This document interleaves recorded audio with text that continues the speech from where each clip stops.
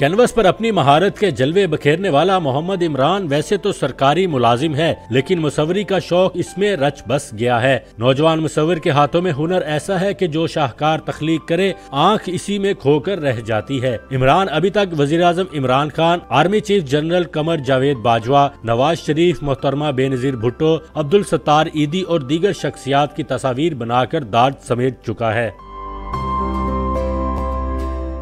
इसकी कोई तालीम नहीं हासिल की, ये गॉड गिफ्टेड है, लेकिन मैं चाहता हूँ कि इसके रिलेटेड मुझे कोई इस तरह का गवर्नमेंट की तरफ से कोई स्कॉलरशिप या इस तरह का, जिस तरह फेमस इंस्टीट्यूट हैं NCA वगैरह हो गए, यहाँ से मुझे स्कॉलरशिप वगैरह मिले।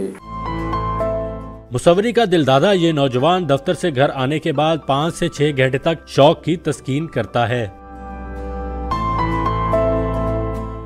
पेंटिंग को मैं अपना टारगेट मैंने बनाया हुआ है, तो मैंने पेंटिंग भी स्टार्ट कर ली है, और पेंटिंग जब मैं स्टार्ट करूँगा तो तब मेरे ख्याल में मैं बेहतर तरीके से जो नेचुरल व्यूज़ हैं उनको बनाने की कोशिश कर सकूँगा।